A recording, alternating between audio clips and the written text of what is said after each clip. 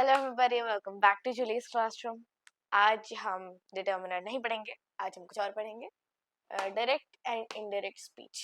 ये पढ़ाने का क्या कारण है? क्योंकि मुझे थोड़ा सा शिफ्ट करना था environment, and also because direct and indirect speech interesting है, तो आप लोगों को मजा आएगा।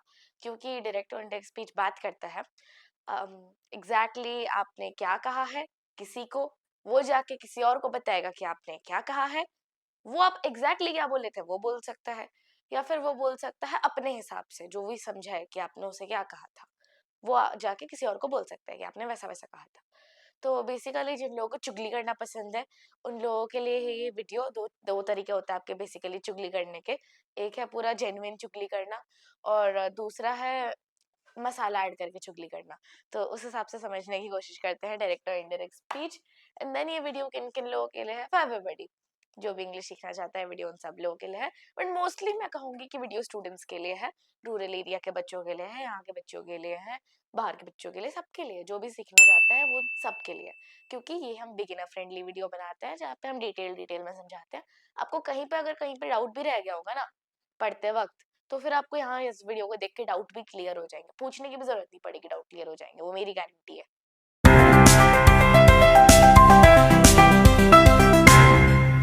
सो फर्स्ट हम लोग देख रहे हैं हेडिंग को, हम हेडिंग समझने की कोशिश करते हैं।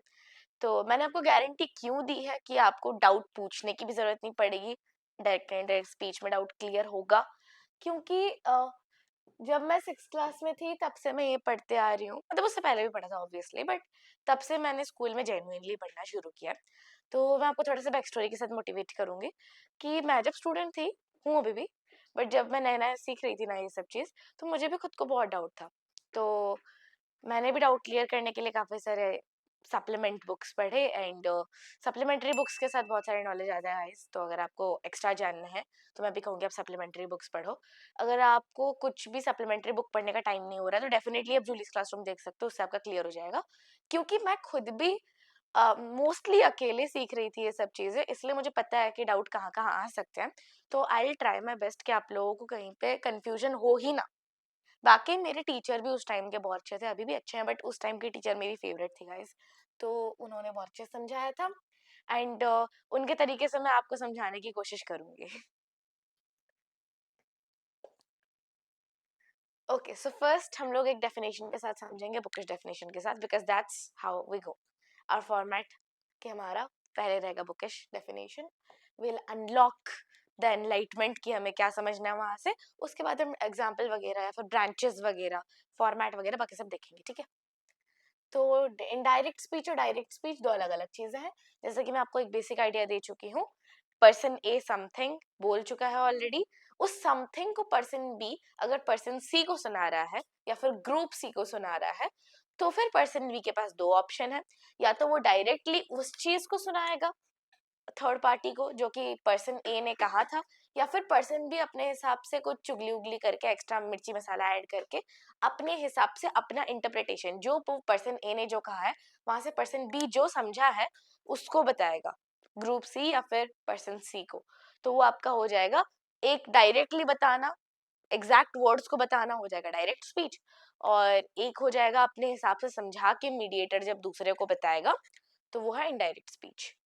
तो एक में है पूरा एग्जैक्ट और दूसरे में अपने अंडरस्टैंडिंग के हिसाब से। अभी चलो देखते हैं कि उन दोनों के बुकिश डेफिनेशन में क्या डिफरेंस है। तो डायरेक्ट स्पीच क्या होगा? The reporting of the words of the speaker without making any changes to it. As I said, आप सबको पता चल गया होगा कि एक रिपोर्टर होता है, मीडिएटर, वो स्पीकर पर्सन ए हो जाएगा, जिसको पास रिपोर्ट किया जा रहा है वो हो जाएगा आपका ग्रुप सी, पर्सन सी, जो भी है जिसके पास भी रिपोर्ट किया जा रहा है। एंड उसको जाके कैसे रिपोर्ट करना है डायरेक्ट स्पीच में, जो भी एग्जैक्ट वर्ड्स थे हमारे स्पीकर पर्सन ए के, उसके एग्जैक्ट वर्ड टू वर्ड चीज को आप जाके ग्रुप सी या फिर पर्सन सी को बोलोगे कि ऐसा मतलब ऐसा ही बोला गया है, नो चेंजेस टू इट। अपने हिसाब से कुछ ऐड नहीं करना है, कुछ सब्ट्रैक्ट नहीं करना है, जैसा कहा गया है वैसा जाके सुनाना है, ठीक है? नाउ उसके भी कुछ पॉइंटर्स होते हैं, पॉइंटर्स इन द सेंस कि उसके भी कुछ रूल्स होते हैं कि आपको कैसे उस चीज को लिख के रिप्रेजेंट करना है। ओके, लिख के रिप्रेजेंट जैसे करोगे एग्जैक्टली बोलोगे भी वैसे ही। तो लिख के रिप्रेजेंट करने के लिए आपके कुछ रूल्स होते हैं डायरेक्ट एंड इनडायरेक्ट स्पीच पे, यहाँ पे गलती होती है। जो लिख के रिप्रेजेंट करना नहीं जान पाया, यहाँ पे गलती होती है। आगे डिफिकल्ट चीजें, थोड़ी थोड़ी डिफिकल्ट चीजें आने वाली, इतना भी डिफिकल्ट कुछ है नहीं, बट डायरेक्ट इनडायरेक्ट स्पीच के रूल्स याद रखने होंगे, वो इंपॉर्टेंट चीज। फर्स्ट ये वाला तो इजी हो जाएगा, बता देती हूँ मैं आपको। The exact words of the speaker are stated in double quotation marks. ये अजीब सी दिखने वाली चीज, double quotation mark. Quotation mark क्या होता है? ये ब्रैकेट नहीं है इधर, सपोज से एक वर्ड है, चलो वर्ड ही रख देते हैं, ये है वर्ड एंड यहाँ पे है कोटेशन मार्क्स। ये कोटेशन मार्क क्यों लगते हैं? मोस्टली टॉपिक को हाईलाइट करने के लिए, या फिर एक चीज को बोलने के लिए, हाईलाइट करने के लिए, मोस्टली टॉपिक्स को हाईलाइट करने के लिए ये कोटेशन मार्क्स लगते हैं, या फिर इसके बारे में कुछ बोलने के लिए ये कोटेशन मार्क्स लगते हैं। अगर आप सिंगल कोटेशन मार्क की बात कर रहे हो तो ये है सिंगल, मतलब ये नहीं है इधर एक इधर एक, सिंगल कैसे होगा? डबल कोटेशन नहीं, सिंगल का मतलब होता है एक साइड में कितने कोटेशन मार्क है, यहाँ पे एक है तो यहाँ पे एक सिंगल कोटेशन मार्क हो गया, अगर दो ऐड कर देंगे तो डबल कोटेशन मार्क हो जाएगा। इसका क्या काम होता है? हाँ, इसका मोस्टली यही काम होता है कि ये आपका डायरेक्ट इंग्लिश स्पीच में काम आता है। डायरेक्ट स्पीच में काम आता है जब आपको स्पीकर के डायरेक्ट कहे गए वर्ड्स जाके बताने होते हैं रिपोर्टर बन के किसी और को, तो उसने जो चीज कही है आपको उस एग्जैक्ट चीज को कोटेशन मार्क्स के अंदर रखना होगा। सपोज से आपको स्पीकर ने कहा कि मैं खाना खा रहा हूँ, हिंदी में एग्जांपल दे रही हूँ, मैं खाना खा रहा हूँ, आपको जाके बोलना है कि उसने कहा मैं खाना खा रहा हूँ, नो चेंजेस, और मैं खाना खा रहा हूँ, मैं से पहले कोटेशन मार्क, मैं खाना खा रहा हूँ के बाद quotation mark. Got it? Exact चीज आपको बोलना है तो उसके लिए आपको कोटेशन मार्क में डालना होगा। Now the direct speech, DS लिख दिया मैंने, समझ जाओ, इतना बुद्धि अप्लाई कर लो। मुझे आप सब चैटिंग करते हो पता है, मुझे छोटे छोटे शॉर्ट फॉर्म्स यूज करते रहते हो, आई नो दैट ऑलरेडी, तो ये समझ जाओ। The DS of the speaker is separated from the introductory phase using a comma. बहुत बड़ा सेंटेंस हो गया, छोड़ो, हम समझेंगे इस चीज को। Learning anything is about understanding that specific thing. If you can understand it properly, that mostly means कि आपका जो fundamentals है वो clear हो गया है। Fundamental clear हो गया है तो आप definitely advanced grasp कर पाओगे। Advanced grasp करने के लिए base clear होना चाहिए। So we'll try to understand everything. कुछ mug up नहीं करना है। और जिन लोगों को कॉपी पेन के साथ बैठने के लिए कहा था मैंने, जिन लोगों को डिफिकल्टी हो रही है, यहाँ पे जरूरत तो है नहीं, ऑलरेडी आपको मोस्ट ऑफ द चीजें पता है, बट जिन लोगों को बैठना है बैठो कॉपी पेन के साथ। एंड मोर देन दैट मैं कह रही हूँ कि एकदम छाप के रट्टा मार लेंगे, नहीं चलता है, ऐसा मत करो प्लीज, समझने की कोशिश करो एक चीज को। तो the DS of the speaker is separated from the introductory phase using a comma. मैंने पिछला सेंटेंस क्या कहा था आपको? उसने कहा कि वो खाना खा रहा है, ये आपका इनडायरेक्ट स्पीच हो जाएगा। इसमें आप क्या बोलोगे? उसने कहा वो खाना खा रहा है, तो यहाँ पे आपको देखो कुछ इंट्रोडक्टरी फेज है ही नहीं, आपने डायरेक्टली कह दिया उसने क्या कहा था, डायरेक्टली इनडायरेक्टली स्टेट कर दिया उसने क्या कहा था अपने हिसाब से, आप जो समझे थे कि वो खाना खा रहा है। तो उसने, अगर आपको डायरेक्ट स्पीच में कहना है तो आप ऐसे बोल सकते हो उस चीज को, उसने कहा मैं खाना खा रहा हूँ। तो यहाँ पे आप मैं खाना खा रहा हूँ के पहले उसने कहा था, उसने कहा क्या है? उसने कहा इज दैट इंट्रोडक्टरी फेज, आप बता रहे हो, इंट्रोड्यूस कर रहे हो, उसने जो भी कहा है मैं खाना खा रहा हूँ, आप उस चीज को इंट्रोड्यूस करने के लिए कह रहे हो उसने कहा, तो उसने कहा आपका इंट्रोडक्टरी फेज हो जाएगा। हिंदी में क्यों समझा रही हूँ? ताकि अंडरस्टैंडिंग क्लियर हो जाए, तो हम इंग्लिश वाला एग्जांपल बेसिकली डिकोड कर पाएंगे। तो इसने उसने कहा आपका इंट्रोडक्टरी फेज हो जाएगा। हर डायरेक्ट स्पीच से पहले एक इंट्रोडक्टरी फेज होता है, या फिर कभी कभी डायरेक्ट स्पीच लग जाता है, उसके बाद इंट्रोडक्टरी फेज तो नहीं रहता, वो वहां पे जस्ट इंट्रोड्यूस हो नहीं रहा होता ना, तो वहां पे जस्ट लास्ट में कॉमा डाल के मैं खाना खा रहा हूँ उसने कहा, ऐसे basically I am eating said he, और ही सेड, हो गया। तो वहां पे वो इंट्रोडक्टरी नहीं रहता, लेकिन इंट्रोडक्टरी नहीं रहने से भी उसमें फिर उसके कोटेशन मार्क्स एंड होने के बाद कॉमा लगता है, उसके बाद ही साइड या साइड ही लग जाता है, समझो। तो नेक्स्ट आपकी क्या चीज हो जाएगी? The exact words of the speaker start with a capital letter. हाँ हाँ, ये इंटरेस्टिंग है। तो यहाँ पे आपने जो कहा है कि वो खाना खा रहा है, इसमें आपका कुछ नहीं है, आप डायरेक्ट वो खाना खा रहा है, या फिर उसने कहा वो खाना खा रहा है, हाँ उसने कहा वो खाना खा रहा है, आपका यहाँ पे उसने कहा से स्टार्ट होगा कैपिटल लेटर, उसने कहा से स्टार्ट होगा कैपिटल लेटर। बट अगर आप कह रहे हो उसने कहा मैं खाना खा रहा हूँ, आप उसने कहा, मैं आप उसने में कैपिटल लेटर लगाओगे। उसके बाद उसने कहा, इंट्रोडक्टरी फेज खत्म हुआ, कॉमा डाला, कोटेशन मार्क स्टार्ट किया, कोटेशन मार्क स्टार्ट करने के बाद मैं खाना खा रहा हूँ, आप फिर से मैं खाना खा रहा हूँ मैं कैपिटल लेटर डालोगे, क्योंकि आप किसी और के एग्जैक्ट वर्ड स्टेट कर रहे हो, उसका सेंटेंस तो वही से स्टार्ट हो रहा है ना, जो उसने एग्जैक्टली कहा था उसका सेंटेंस तो वही से स्टार्ट हो रहा है। आपने अपना इंट्रोडक्टरी फेज लगा दिया वो तो अलग बात है, उसका सेंटेंस तो वहां से स्टार्ट हो रहा है ना, तो आप वहां पे भी कैपिटल लेटर लगाओगे। और कोटेशन मार्क्स खत्म होने से पहले full stop, exclamation mark, question mark, जो भी आपको स्पीकर ने कहा था, स्पीकर का जो पंक्चुएशन मार्क था, अब वो लगाओगे। नेक्स्ट पॉइंट वही है, the punctuation mark of the exact words of the speaker, like हाँ क्वेश्चन मार्क हो जाएगा, एक्सक्लेमेशन, फुल स्टॉप, कुछ भी हो सकता है बेसिकली। पंक्चुएशन मार्क वो क्या होता है ना, the come before closing quotation mark. तो आपका जो कोटेशन मार्क है, जैसे मैंने आपको ऑलरेडी बता दिया है, उसने कहा, आप बोलोगे उसने का कैपिटल लेटर होगा, उसने कहा के बाद कॉमा हो जाएगा, उसके बाद कोटेशन मार्क स्टार्ट होगा, मैं खाना खा रहा हूँ, मैं में भी आपका कैपिटल लेटर होगा, खाना खा रहा हूँ खत्म होने के बाद आपका फुल स्टॉप होगा, फिर जाके कोटेशन मार्क खत्म होगा। क्यों फुल स्टॉप क्यों लगेगा? बिकॉज वो एक नॉर्मल सेंटेंस है, उसने बस नॉर्मल सेंटेंस कहा था, ऐसा कुछ इमोशन नहीं था कि आप लगाओगे एक्सक्लेमेटरी, या फिर कुछ क्वेश्चन नहीं पूछा था कि आप क्वेश्चन मार्क लगाओगे। सिंपल, खत्म। अभी इजी वाला क्या है, इजी वाला आपका एग्जाम्पल है इधर समझने के लिए, तो मैंने आपको ऑलरेडी हिंदी में समझा दिया, तो आई होप कि आपको एग्जाम्पल अच्छे से समझ आ जाए। नाउ एग्जाम्पल क्या है, शी लड़की है, अब वुमेन एम्पावरमेंट, जेंडर इक्वालिटी, लड़कों का एग्जाम्पल लेंगे फिर लड़कियों का भी लेंगे, ओके। शी सेड कॉमा, उसने कहा, मैंने कहा था ना, शी सेड, इंट्रोडक्टरी फेज हो जाएगा आपका, इंट्रोडक्टरी फेज है, wait let me label it IP, introductory phases IP, उसके बाद ये लग गया आपका कॉमा, एंड उसके बाद आपका quotation mark, double quotation mark, शुरू होगा खत्म होगा, यहाँ पे उसका रहेगा डीएस, डायरेक्ट स्पीच। यही आपका फॉर्मेट, एक IP, then comma, then double quotation marks, starting, DS, punctuation mark and double quotation mark, end. Format वही है आपका, फॉर्मेट को भी मैं लिख के दे दूंगी आपको, ठीक है।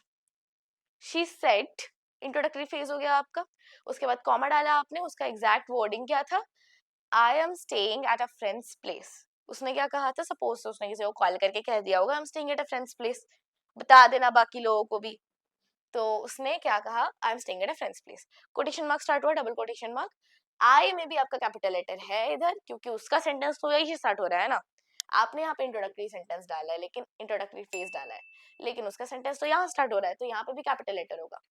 Now I am staying at a friends place, यहाँ पे उसका पंक्चुएशन मार्क क्या था, हाईलाइट करने के चक्कर में छुप गया, बट उसका पंक्चुएशन मार्क एक फुल स्टॉप था, तो उसको आप फुल स्टॉप ही डालोगे, अगर आप लिख के दे रहे हो, अगर आप नॉर्मली बोल रहे हो तो वो तो अंडरस्टूड है, उसके बाद फिर आपका कोटेशन मार्क एंड हो जाएगा, हो गया सिंपल। अभी हम देखते हैं इनडायरेक्ट स्पीच। मैं आपको ऑलरेडी डायरेक्ट स्पीच समझा ही चुकी हूँ, exact word to word speaker ने क्या कहा था, आपको जाके किसी और को रिपोर्ट करना है, दैट्स इट, बात खत्म। ना इनडायरेक्ट स्पीच में आप झोलमाल कर सकते हो मतलब जो आपने समझा है स्पीकर ने क्या कहा है, आपने जो समझा है कि उसने ऐसा कहा है, आप जाके दूसरे इंसान को बताओगे वैसे। तो कभी कभी दोनों के दोनों हानिकारक हो सकते हैं चुगली करते वक्त, डायरेक्ट स्पीच कभी कभी बहुत ही ज्यादा हार्श हो सकता है, इनडायरेक्ट स्पीच की जरूरत पड़ती है, या फिर इनडायरेक्ट स्पीच बहुत ज्यादा खतरनाक हो सकता है, डायरेक्ट स्पीच की जरूरत पड़ती है। तो यहाँ पे हो जाएगा आपका इनडायरेक्ट स्पीच का एक bookish definition. Now the act of reporting the words of the speaker by making necessary changes to it, necessary changes तो हम उसे पॉजिटिव लेंगे, नेसेसरी चेंजेस क्या हो जाएंगे आपके, अब आप देखो नेसेसरी चेंजेस क्या है, आपने जो समझा है आप उस हिसाब से बताओगे, तो आप अपने हिसाब से चेंजेस भी तो करोगे ना। तो सेम ही एग्जांपल है इधर, इसी चीज को मैंने इनडायरेक्ट स्पीच में भी डाला है, समझो इस चीज को, इजी होगा आपके लिए। फर्स्ट पॉइंट तो ये है कि यहाँ पे जो आपका कॉमा हो जाएगा, इंट्रोडक्टरी फेज तो है ही नहीं, तो कौन सा कॉमा डालोगे आप, कॉमा इधर इसलिए कट, एंड इधर जो आपका डबल कोटेशन मार्क हो जाएगा ये वाला, ये भी इधर कट, क्योंकि डायरेक्ट स्पीच तो है ही नहीं, तो ये रहेगा कहाँ से, इसीलिए इसको भी हटा दो। फर्स्ट चीज तो comma and double quotation mark remove हो जाएंगे। उसके बाद आपको नेसेसरी चेंजेस भी करना है, ये चेंजेस हुआ, चेंज नंबर 1 तो यही है. What? Okay, sorry. तो चेंज नंबर 2 आपका क्या हो जाएगा? चेंज नंबर 2 में आप देखो कि यहाँ पे कॉमा की जगह पे मोस्टली आता है दैट. लिखा नहीं है इधर, मैं आपको बता रही हूँ, वर्बली बता रही हूँ. कॉमा की जगह पे मोस्टली यहाँ पे आता है दैट, ताकि आप उसने जो भी कहा था इनडायरेक्ट स्पीच में इंट्रोड्यूस करवा सको. लेकिन इसको कोई इंट्रोडक्टरी फेज नहीं कहते, इंट्रोडक्टरी वर्ड नहीं कहते हम ऐसा ऐसा. इसे हम ज्वाइन करने के लिए कहते हैं. शी सेड इंट्रोडक्टरी फेज को indirect speech in IDS. IDS के साथ ज्वाइन करने के लिए हम ये लगाते हैं. It mostly works like a conjunction. हुआ. तो यहाँ पे आप सेड की जगह पे मोस्टली देखोगे टोल्ड भी हो जाएगा. That also happens. बकवास hand writing, don't mind it. Said की जगह पे मोस्टली आप देखोगे टोल्ड भी हो जाएगा वो चीज. तो उस चीज का भी ध्यान रखना होता है. ओके. तो यहाँ पे बेसिकली आपके दो चेंजेस होते हैं, दो प्रकार के चेंजेस होते हैं. फर्स्ट थिंग की कॉमा हट जाएगा, कोटेशन मार्क हट जाएगा. नेक्स्ट थिंग की दैट कॉमा को रिप्लेस कर देगा दैट, एंड सेड की जगह पे टोल्ड भी होता है यहाँ पे. मैं आपको नेक्स्ट वीडियो में और डिटेल में बताऊंगी. ये आपका एक बेसिक डिस्क्रिप्शन हो गया है इधर. अगर आपको फॉर्मेट चाहिए तो फॉर्मेट भी मैं अभी लिख के दे रही हूँ. देखो, कट. ये आपका फॉर्मेट हो जाएगा डायरेक्ट स्पीच के लिए. एक हो जाएगा IP, then comma, double quotation mark, DS. Okay, DS में D capital. Okay. And S, this could be small. Then आपका पंक्चुएशन मार्क, एंड देन आपका डबल कोटेशन मार्क. खत्म. डन. उसके बाद हम देखते हैं IDS का, इनडायरेक्ट स्पीच का. आपका जस्ट एक कैपिटल लेटर होता है. कैपिटल लेटर में IDS. यहाँ पे IDS में क्या होता है, आपका बीच में हो सकता है दैट एंड टोल्ड. तो IDS के बीच में आपको मिल जाएगा दैट, एंड समटाइम्स इसको रिपोर्ट करने के लिए टोल्ड. ओके. या फिर जो भी अदर वर्ड रहेगा वो आपका हो जाएगा. बट मोस्टली इसका ऐसा कोई फॉर्मेट नहीं होता. यहाँ पे आपका पंक्चुएशन मार्क क्या है, सॉरी, यहाँ पे आपका पंक्चुएशन मार्क क्या है वो आप इधर ऐड करोगे पूरा लास्ट को. तो आपका कैपिटल लेटर से स्टार्ट होगा. नॉर्मल फॉर्मेट है. जैसे आपका बेसिकली डायरेक्ट स्पीच रहेगा वैसे ही आपका इनडायरेक्ट स्पीच रहेगा. टोल्ड हो सकता है, सेड भी हो सकता है एक्चुअली. तो टोल्ड में काफी टाइम चेंज होता है. तो टोल्ड और सेड हो सकता है, दैट हो सकता है, एंड आपका पंक्चुएशन मार्क हो सकता है इधर. तो होता ही है. तो वो आप डाल दोगे according to the direct speech. ACC direct speech. Okay. ये आपका हो जाएगा सिंपल फॉर्मेट. लिखने के लिए इजी होगा, इसे समझ जाओ. तो अगर आपको इस वीडियो से कुछ अच्छा सीखने को मिला हो, आई एम प्रीटी श्योर सीखने को मिला है, तो अभी वीडियो को लाइक करो, चैनल को सब्सक्राइब करो, और इस नॉलेज को वर्ल्ड वाइड शेयर करो. पार्ट 2 हम लेके आ रहे हैं जहाँ पे मैं आपको रूल्स बताने वाली हूँ डायरेक्ट और इनडायरेक्ट स्पीच को कैसे कन्वर्ट करते हैं. Thank you.